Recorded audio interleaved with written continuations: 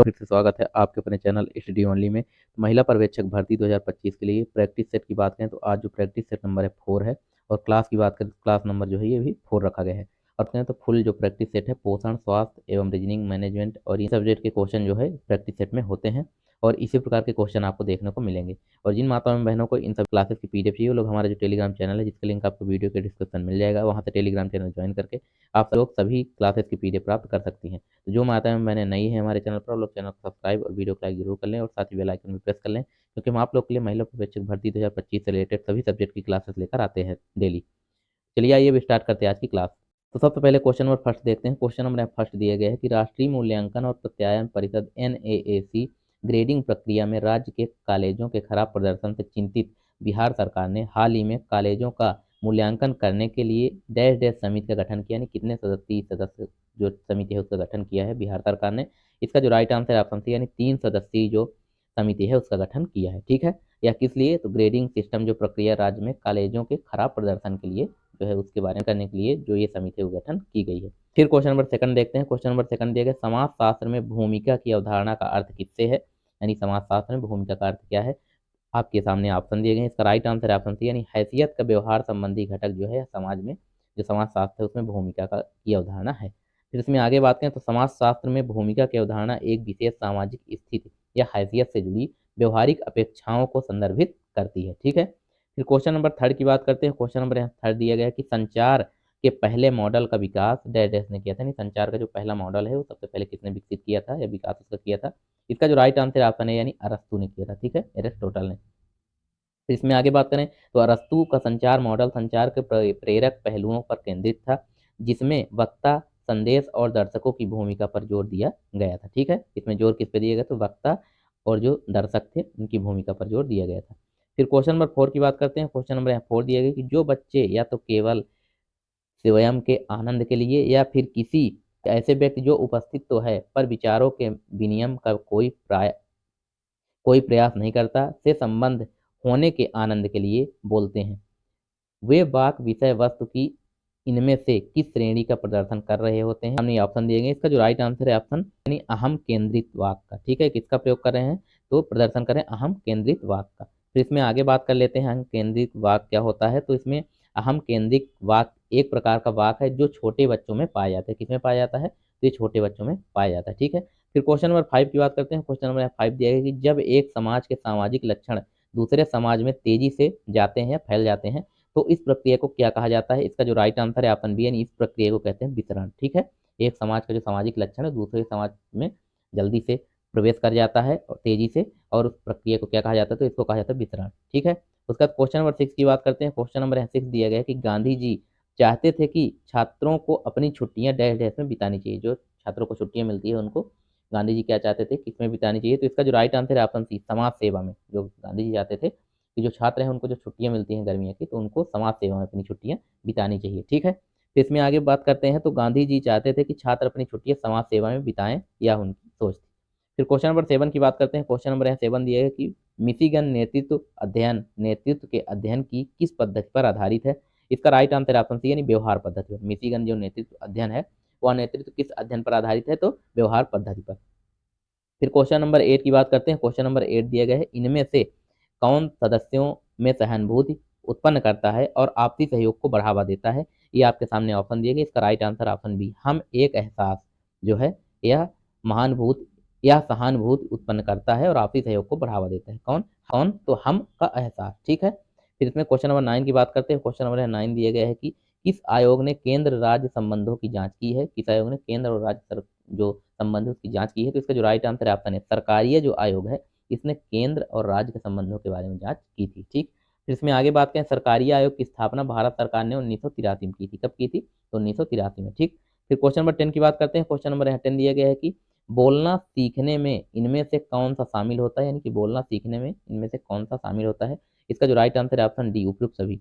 Option A की बात करें उच्चारण करना, ठीक है, ऑप्शन बी शब्दावली निर्माण, ऑप्शन सी वाक्य निर्माण। ये सारे जो है बोलना सीखने में ही जो है काम करता है। तो इसका जो राइट आंसर है ऑप्शन डी होगा, प्रूफ सभी। फिर इसमें आगे बात करें तो बोलना सीखने में विभिन्न कौशलों की एक जटिल परस्पर क्रिया शामिल होती है जो सभी प्रभावी ढंग से संवाद करने की हमारी क्षमता में योगदान करते हैं। ठीक है, ये सारे चीजें हैं ये सारे जो ऑप्शन हैं ये हमारे बोलने की क्षमता में योगदान अपना करते हैं। ठीक, फिर क्वेश्चन नंबर 11 की बात करते हैं। क्वेश्चन नंबर है 11 दिए गए कि नाटकीय क्रीड़ा को, नाटकीय जो क्रीड़ा यानी खेल होता है, को डैश डैश भी कहते हैं। नाटकीय क्रीड़ा को और क्या कहते हैं? तो इसका जो राइट आंसर है ऑप्शन बी है, कृतक विश्वास क्रीड़ा भी इसे कहते हैं। क्या कहते हैं? कृतक विश्वास क्रीड़ा। ठीक है, फिर इसमें आगे बात करें तो नाटकीय क्रीड़ा को सामान्य तौर पर कृतक विश्वास क्रीड़ा, काल्पनिक नाटक या भूमिका निर्वहन भी कहा जाता है। ठीक है, तो क्या क्या कहा जाता है?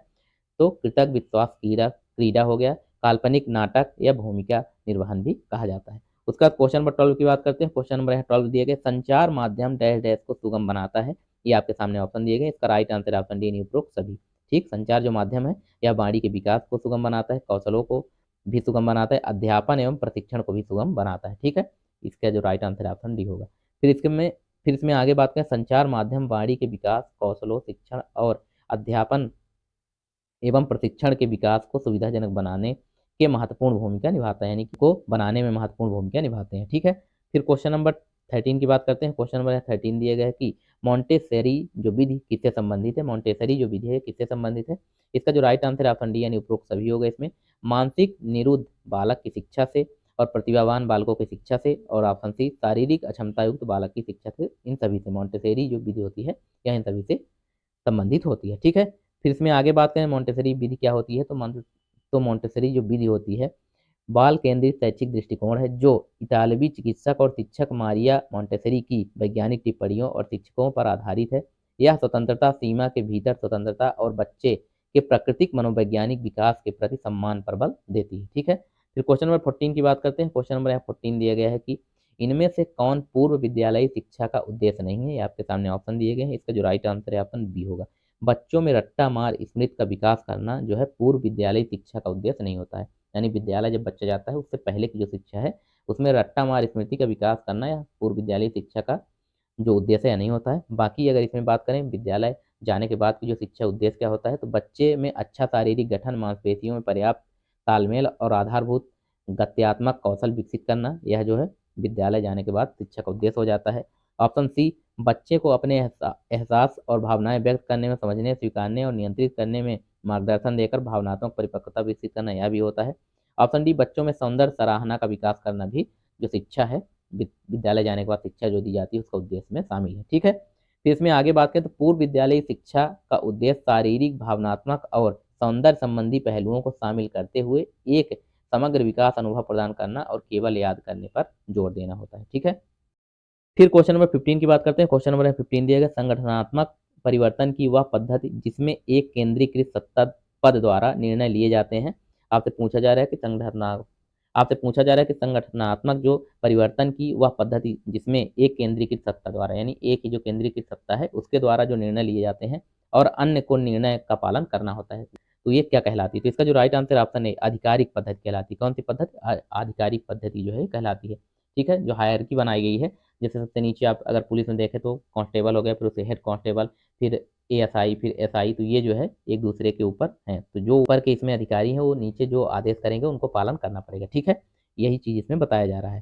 फिर इसमें आगे हम बात करें संगठनात्मक परिवर्तन के लिए एक एकाधिकार फिर इसमें आगे हम बात करें संगठनात्मक परिवर्तन के लिए एक आधिकारिक पद्धति में निर्णय लेने की शक्ति केंद्रीकृत होती है, जिसका अर्थ है कि निर्णय संगठन के शीर्ष पर किए जाते हैं और फिर कार्यान्वयन के लिए कर्मचारियों को सूचित किया जाता है। ठीक है, उसके बाद क्वेश्चन नंबर 16 की बात करते हैं। क्वेश्चन नंबर 16 दिया गया, प्रदर्शन मानक डैश डैश के स्तर को परिभाषित करता है। ये आपके सामने ऑप्शन दिए गए हैं, तो इसका जो राइट आंसर है ऑप्शन डी यानी कि योगदान, प्रदर्शन और कार्य प्रयास। ठीक, और प्रदर्शन मानक अपेक्षाएं या मानदंड हैं जो परिभाषित करते हैं कि किसी विशेष समूह या संगठन में क्या स्वीकार्य या अस्वीकार प्रदर्शन माना जाता है। ठीक है, फिर क्वेश्चन नंबर 17 की बात करते हैं। क्वेश्चन नंबर 17 दिया गया है कि टीम निर्णय लेने का कौन सा युग्म सही है? ये आपके सामने ऑप्शन दिया गया, इसका राइट आंसर ऑप्शन डी प्रतिपुष्टि एवं मतैक जो है यह टीम निर्णय लेने का एक सही युग्म है। फिर इसमें आगे बात करें, समूह निर्णय निर्माण एक समूह समायोजन में सामूहिक निर्णय तक पहुंचने की प्रक्रिया होती है। ठीक, फिर क्वेश्चन नंबर 18 की बात करते हैं। क्वेश्चन नंबर 18 दिया गया है कि इनमें से कौन प्रबंधक की चार महत्वपूर्ण भूमिकाओं में से एक नहीं है? इसमें सारे जो प्रबंधक की चार प्रमुख भूमिकाएं हैं वो हैं, एक इसमें से नहीं है। ये आपके सामने वही आपको ऑप्शन को सेलेक्ट करना है। ठीक है, अगर ऑप्शन ए की बात करें तो पर्यवेक्षक सुपरवाइजर यह जो है 4 प्रबंधक में से एक है। सुकारक यानी कि फैसिलिटेटर जो होता है यह भी प्रबंधक में से एक है। आंतरिक प्रशिक्षक यह भी होता है। बाह्य प्रशिक्षक जो है, इसका जो राइट आंसर है ऑप्शन डी, बाह्य प्रशिक्षक जो है यह किसी भी प्रकार का प्रबंधक नहीं होता है, ना ही प्रबंधक के 4 जो महत्वपूर्ण भूमिकाएं हैं उनमें से एक है। तो कौन सा? बाह्य प्रशिक्षक। फिर इसमें आगे हम बात करें अगर, तो प्रबंधक संगठनों में महत्वपूर्ण भूमिका निभाते हैं, समूहों के कार्य की देखरेख करते हैं और यह सुनिश्चित करते हैं कि लक्ष्य पूर्ण हो जाए। ठीक, लक्ष्य जो है वो टारगेट जो दिए जाते हैं वो पूरा करना प्रबंधक का मुख्य कार्य होता है। ठीक, फिर क्वेश्चन नंबर 19 की बात करते हैं। क्वेश्चन नंबर 19 दिए गए, भारत में सामाजिक नीति पर आधारित कल्याण कार्यक्रम नीचे बताए गए में से एक क्षेत्र में प्रदान नहीं किए जाते हैं, वह कौन सा क्षेत्र है? तो इसका जो राइट आंसर है ऑप्शन बी, यानी कि मनोरंजन जो क्षेत्र है उसमें भारत में सामाजिक नीति पर आधारित कल्याण कार्यक्रम जो नीचे बताए गए हैं इनमें से मनोरंजन के क्षेत्र में प्रदान नहीं किए जाते, बाकी स्वास्थ्य के क्षेत्र में, रोजगार के क्षेत्र में और शिक्षा के क्षेत्र में प्रदान किए जाते हैं। ठीक, फिर क्वेश्चन नंबर 20 की बात करते हैं। क्वेश्चन नंबर यहाँ 20 दिया गया कि केंद्रीय समाज कल्याण बोर्ड की स्थापना डैश डैश में की गई, यानी कब की गई? केंद्रीय समाज कल्याण बोर्ड जो है इसकी, तो इसका जो राइट आंसर है ऑप्शन डी, यानी कि 1953 में। कब इसकी स्थापना, केंद्रीय समाज कल्याण बोर्ड की स्थापना कब की गई? 1953 में। ठीक है, फिर अब हम आगे बात कर लेते हैं जो बाल विकास के क्वेश्चन है, यानी कि पेडागोगी की उसकी। तो क्वेश्चन नंबर इसमें फर्स्ट दिए गए, प्रेरणा लक्ष्योन्मुखी बनाने के साथ साथ डैश डैश मुक्त करती है, ये आपके सामने ऑप्शन दिए गए। इसका जो राइट आंसर है ऑप्शन बी होगा। ठीक है, तनाव से। तो प्रेरणा लक्ष्योन्मुखी बनाने के साथ साथ तनाव से मुक्त करती है। किससे मुक्त करती है? तो तनाव से। ठीक है, फिर क्वेश्चन नंबर सेकंड की बात करते हैं। क्वेश्चन नंबर यहाँ सेकंड दिया गया कि कक्षा कक्षा में प्रयोग किए जाने वाली छात्र केंद्रित शिक्षण विधियों में प्रायः शिक्षक की भूमिका रहती है। जो कक्षा में प्रयोग की जाने वाली छात्र केंद्रित शिक्षण विधियां हैं उसमें प्रायः शिक्षक की भूमिका क्या रहती है, क्वेश्चन आपसे पूछा जा रहा है। अगर इसमें ऑप्शन ए की बात करें, समस्या उत्पन्न करने वाली परिस्थितियों का निर्माण करना। ऑप्शन बी, छात्रों के लिए संभावित सामग्री एवं संसाधनों को जुटाना। ऑप्शन सी की बात करें, छात्रों की उपकल्पना निर्माण में मदद करना। ऑप्शन डी, उपरोक्त सभी। तो इसका जो राइट आंसर है ऑप्शन डी, उपरोक्त सभी होगा। ठीक है, फिर क्वेश्चन नंबर थर्ड की बात करते हैं। क्वेश्चन नंबर यहाँ थर्ड दिया गया है, एल थार्नडाइक द्वारा प्रस्तावित सिद्धांत में निम्नलिखित में से कौन सा कारक शामिल है? ये आपके सामने ऑप्शन दिए गए हैं। अमूर्त बुद्धि, ऑप्शन बी मूर्त तकनीकी बुद्धि, ऑप्शन सी सामाजिक बुद्धि, या ऑप्शन डी उपरोक्त सभी। तो इसका जो राइट आंसर है ऑप्शन डी, उपरोक्त सभी होगा। ठीक है, एल थार्नडाइक के द्वारा जो प्रस्तावित सिद्धांत है तो इसमें अमूर्त बुद्धि भी शामिल है, मूर्त तकनीकी बुद्धि भी शामिल है और सामाजिक बुद्धि भी शामिल है। ठीक, उसके बाद इसमें आगे बात कर लेते हैं ई एल थर्ड फिर इसमें आगे बात कर लेते हैं ई एल थार्नडाइक जो है द्वारा बुद्धि का बहुकारक सिद्धांत प्रस्तावित किया गया था। थार्नडाइक के अनुसार बुद्धि सामान्य बुद्धि की तरह केवल एक कारक नहीं है, बल्कि यह कई कारकों का संयोजन है। इसमें अमूर्त, मूर्त और सामाजिक बुद्धि भी शामिल है। ठीक, फिर क्वेश्चन नंबर 4 की बात करते हैं। क्वेश्चन नंबर यहाँ 4 दिया गया कि विकास के प्रारंभिक वर्षों में प्रदर्शित अहंकारपूर्ण व्यवहार निम्नलिखित में से किस अवस्था में दूसरे व्यवहार द्वारा प्रतिस्थापित किया जाता है? ये आपसे क्वेश्चन पूछा जा रहा है। इसका जो राइट आंसर है ऑप्शन सी, यानी मूर्त जो संक्रियात्मक अवस्था है इसमें। ठीक, इसका राइट आंसर ऑप्शन सी हो जाएगा। उसके बाद इसमें आगे हम बात करें तो विकास के प्रारंभिक वर्षों में प्रदर्शित अहंकारपूर्ण व्यवहार को मूर्त सक्रियात्मक अवस्था में दूसरे व्यवहार द्वारा प्रतिस्थापित किया जाता है। मूर्त संक्रियात्मक अवस्था पियाजे के संज्ञात्मक विकास के सिद्धांत में तीसरा चरण है। ठीक है, फिर यह चरण लगभग 7 से 11 वर्ष तक रहता है। यह चरण कब तक रहता है? 7 से 11 वर्ष तक। इस अवस्था में बालक वस्तुओं को पहचानने, उनका विभेदीकरण करने लगते हैं तथा उनका चिंतन क्रमबद्ध और तर्कसंगत होना प्रारंभ कर देता है। ठीक है, जब बच्चा 11 वर्ष के करीब होता है तब। फिर क्वेश्चन नंबर 5 की बात करते हैं। क्वेश्चन नंबर 5 दिया गया है कि निम्नलिखित में से कौन सा मूल्यांकन शिक्षण शिक्षार्थियों की सीखने की अक्षमता को कठिनाइयों में पहचान करने में सहायता करता है? ये आपके सामने ऑप्शन दिए गए हैं। इसका जो राइट आंसर है ऑप्शन बी, यानी कि नैदानिक। नैदानिक जो होता है इसका जो राइट आंसर है ऑप्शन बी, यानी कि नैदानिक। ठीक है, फिर इसमें आगे हम बात करें, सीखने की अक्षमता एक वर्गीकरण है जिसमें कार्य करने के कई क्षेत्र शामिल है, जिसमें एक व्यक्ति को सीखने में कठिनाई होती है। नैदानिक मूल्यांकन शिक्षार्थियों की सीखने की अक्षमता और कठिनाइयों की पहचान करने में सहायता करेगा। ठीक है, फिर सीखने के किना फिर सीखने के विकारों के प्रकारों में पढ़ने में कठिनाई क्या बोलते हैं? डिसलेक्सिया बोलते हैं। गणित में कठिनाई डिस्केलकुलिया बोलते हैं इसे। ठीक है, इत्यादि शामिल होता है। फिर उसके बाद क्वेश्चन नंबर 6 की बात करते हैं। क्वेश्चन नंबर 6 दिया गया है कि जॉन डेवी जो द्वारा निम्नलिखित में से किसे सामाजिक संस्था माना गया है? जॉन डेवी जो है इनके द्वारा किसे सामाजिक संस्था माना गया है? ये आपके सामने ऑप्शन दिए गए। इसका जो राइट आंसर है ऑप्शन बी होगा, स्कूल को। जॉन डेवी के द्वारा जो निम्नलिखित में से सामाजिक संस्था है तो स्कूल जो है सामाजिक संस्था मानी गई है। ठीक है, फिर इसमें आगे बात करें तो जॉन डेवी एक अमेरिकी दार्शनिक, मनोवैज्ञानिक और शैक्षिक सुधारक थे। ठीक है, जिनके विचार शिक्षा और सामाजिक सुधार में प्रभावशाली रहे हैं। जॉन डेवी के अनुसार स्कूल एक सामाजिक संस्था है और शिक्षा एक सामाजिक प्रक्रिया होती है। ठीक है, फिर क्वेश्चन नंबर 7 की बात करते हैं। क्वेश्चन नंबर 7 दिया गया कि वह सिद्धांत जो कहता है कि अनुभव पर आधारित समस्त ज्ञान इंद्रियों से प्राप्त होता है और प्रयोगात्मक विज्ञान के उदय से प्रेरित होता है, निम्नलिखित में से किसके द्वारा परिभाषित किया गया है? तो यह किसके द्वारा परिभाषित किया गया है आपको बताना है। इसका जो राइट आंसर है ऑप्शन ए, यानी कि अनुभववाद के द्वारा, यानी जो लोग अनुभव कर चुके हैं उन्होंने इसका परिभाषित किया है अनुभववाद के द्वारा। ठीक है, फिर इसमें आगे हम बात करते हैं दर्शन शास्त्र में अनुभववाद एक सिद्धांत होता है जो कहता है कि ज्ञान केवल या मुख्य रूप से संवेदी अनुभव से आता है। यह तर्कवाद और संदेहवाद के साथ ज्ञान मीमांसा मानव ज्ञान का अध्ययन के कई विचारों में से एक होता है। ठीक, फिर क्वेश्चन नंबर 8 की बात करते हैं। क्वेश्चन नंबर 8 दिया गया है बाल विकास सामाजिक विकास का एक उत्पाद है। यह कथन निम्नलिखित में से किसके द्वारा कहा गया? जो बाल विकास सामाजिक विकास का एक उत्पाद है, यह कथन किसके द्वारा कहा गया? इसका राइट आंसर ऑप्शन बी, यानी वाइगोत्स्की के द्वारा। किसके द्वारा? वाइगोत्स्की के द्वारा। ठीक है, कहा गया है। फिर इसमें आगे बात करें तो वाइगोत्स्की के सैद्धांतिक ढांचे का मुख्य विषय यह है कि सामाजिक बातचीत संज्ञान के विकास में एक मौलिक भूमिका निभाती है। वाइगोत्स्की 1978 के अनुसार बच्चे के सांस्कृतिक विकास में प्रत्येक कार्य दो बार प्रकट होता है, पहला सामाजिक स्तर पर और दूसरा व्यक्तिगत स्तर पर। पहले लोगों के बीच अंतः मनोवैज्ञानिक और फिर बच्चे के अंदर अंतरा मनोवैज्ञानिक उत्पन्न होता है। ठीक है, ये जो है वाइगोत्स्की के विचार के अनुसार है। ठीक, फिर क्वेश्चन नंबर 9 की बात करते हैं। क्वेश्चन नंबर 9 दिया गया है कि आपकी कक्षा में एक ढीठ बालक पढ़ता है जिसे आप जितना अधिक प्रताड़ित करते हैं वो उतना ही अधिक निष्क्रिय व्यवहार का प्रदर्शन करता है। ऐसे बालक को आप किस प्रकार सुधारेंगे? ठीक है, अगर आप शिक्षक होते तब पूछा जा रहा है क्वेश्चन आपसे कि आप तब इसको कैसे सुधारेंगे इस बालक को। आपके सामने ये ऑप्शन दिए गए हैं, तो इसका जो राइट आंसर है ये होगा, यानी कि आप कुछ अवधि तक उससे मधुर व्यवहार करेंगे तथा उसकी बुनियादी समस्या को समझने का प्रयास करेंगे। ठीक है, ये इसका राइट आंसर हो जाएगा।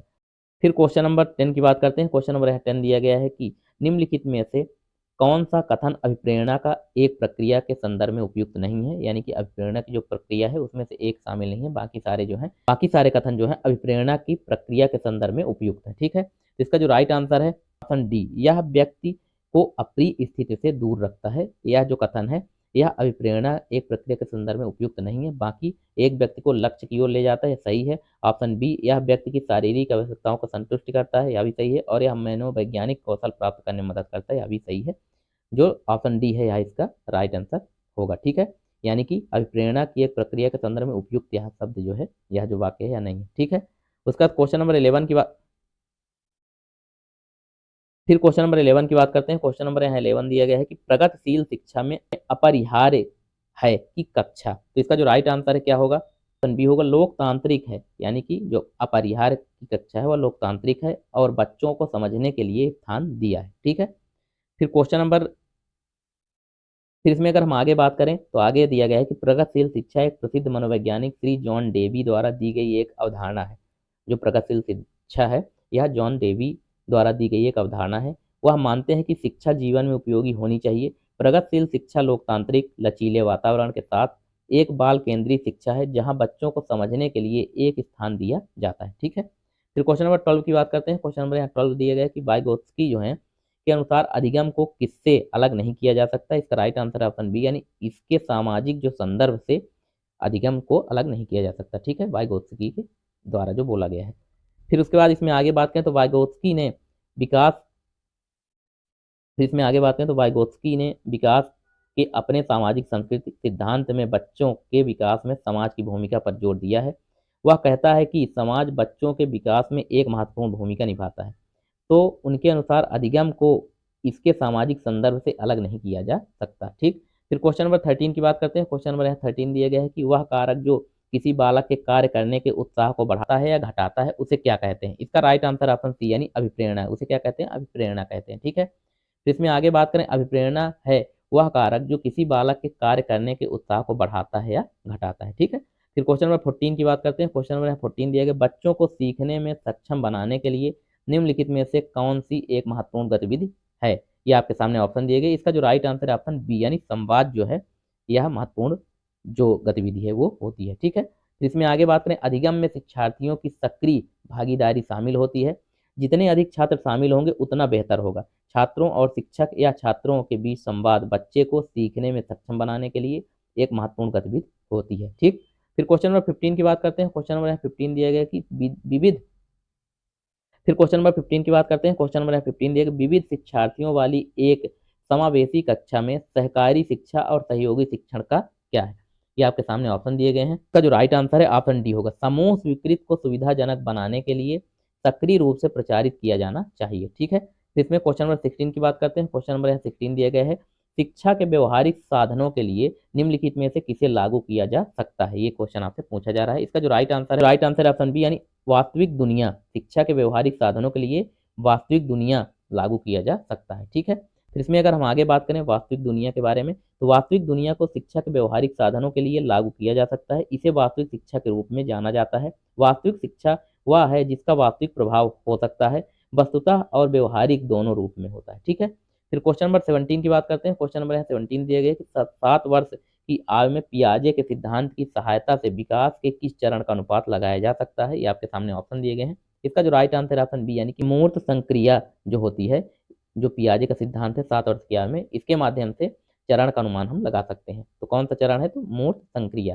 ठीक, तो इसमें आगे हम बात करें, अगर पियाजे का सिद्धांत है कि संज्ञात्मक विकास अलग अलग आयु वर्गों में चरणों में होता है। 7 वर्ष की आयु में संज्ञात्मक विकास का मूर्त संक्रिया चरण देखा जा सकता है। कौन सा चरण? मूर्त संक्रिया चरण। ठीक है, इन्होंने 3 जो चरण है वो बताए थे। फिर इसके बाद क्वेश्चन नंबर 18 की बात करते हैं। क्वेश्चन 18 दिया गया सोचने और तर्क करने के लिए किसी व्यक्ति की क्षमता में वृद्धि और अनुभव के परिणाम स्वरूप होने वाले परिवर्तन को किस प्रकार के विकास के रूप में जाना जाता है? ये आपके सामने ऑप्शन दिए गए। इसका जो राइट आंसर ऑप्शन है यानी बौद्धिक विकास। कौन सा विकास? तो बौद्धिक विकास। हम इसमें आगे बात करें तो यहाँ बौद्धिक विकास सोचने, तर्क संबंध करने, निर्णय लेने, अवधारणा आदि के लिए व्यक्ति की क्षमताओं में विकास और अनुभव के परिणाम स्वरूप होने वाले परिवर्तनों को संदर्भित करता है। विशेष रूप से यह बच्चों में ऐसे परिवर्तनों को संबंधित है। ठीक है, जो बच्चों में सोचने और समझने की शक्ति होती है, विशेष रूप से परिवर्तन उनमें संबंधित होता है।